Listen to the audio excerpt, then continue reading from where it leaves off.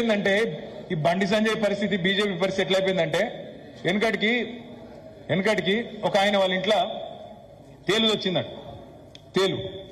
తేలును కొడదాం అని చెప్పి ఎత్తుకుతాడు, చంపుదామని. తేలు పడితే చంపాలి కదా, మరి ఎత్తుకుతాడు. ఆయన తదువై ఏం చేసింది, దేవుని పటం మీద కూర్చుంది. ఏం చేయాలి మరి దేవుని పటం మీద కూర్చుంటే? అది మొక్కాలనే. తేలును కొట్టరాదు, కొట్టి చంపుదామంటే కూడా చంపరాదు, దేవుని మీద పోయి కూర్చున్నది. ఇలా బీజేపీ పరిస్థితి అట్లే ఉంది. దేవుణ్ణి అడ్డం పెట్టుకోవాలి, రాజకీయం చేయాలి. నువ్వేం చేసినావు అంటే ఏం లేదు, మేమేమే బెబ్బెబ్బే. కరీంనగర్కి ఏం చేసినావు నాకు తెలియదు, నీకు తెలియదు. पण ఆయనకన్నా తెలుసా అంటే అంతకంటే తెలియదు. మోడీ ఏం చేసిండు దేశానికి ఎవరికి తెలియదు. మొన్న ద్వారకల నీళ్ళ లోపల పోయి అదేదో పెట్టిండు. అయితే ఏంది భయ? అయితే దేశానికి ఏం చేసినావు? 2 కోట్ల ఉద్యోగాలను సంవత్సరానికి ఏమా చెప్పడు.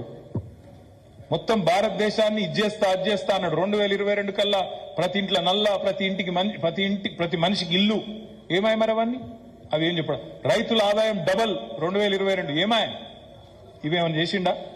ఇవేవి చేయలేదు. అందుకే ఏం చేయాలి? ఏదో ఒక డ్రామా చేసి తెల్లారలేస్తే ఒక విచిత్ర వస్త్రధారణ, రకరకాల తిరుగుడు, రకరకాల డైలాగులు, ఇవి తప్ప చేసింది మాత్రం సున్నా. దయచేసి నేను మా తమ్ముళ్ళని చెల్లెలను కూడా కొడుతున్నా. ఒక చదువుకున్న వ్యక్తి, యోగ్యుడు, విద్యావంతుడు, మన తరపున పార్లమెంటులో ఢిల్లీలో ఉండే పెద్ద పెద్ద లీడర్లైనా సరే, పెద్ద పెద్ద సిపాయిలైనా సరే వాళ్ళ మెడలు వంచే సత్తా ఉన్న నాయకుడు మన వినోద్ కుమార్ గారు. వారిని మంచిగా ఈసారి ఓట్లతో దీవించి గెలిపించుకుందాం. ఈ ఆగమాగం లోడలోడ సప్పుడు గలకు మోసపోకుండ్రి, ఆగం కాకుండ్రి. తిట్టుడు ఎంతసేపు నాకు రాదా తిట్టుడు? వాళ్ళకంటే దాటిగా, వాళ్ళకంటే బ్రహ్మాండంగా నాకు కూడా తిట్టేస్తుంది.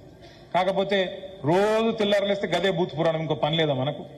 మంచిగా చదువుకున్న వాళ్ళను, 4 మాటలు మంచిగా చెప్పేటోళ్లను, మనకు 4 ఇండస్ట్రీస్, 4 పనికొచ్చే పనిలో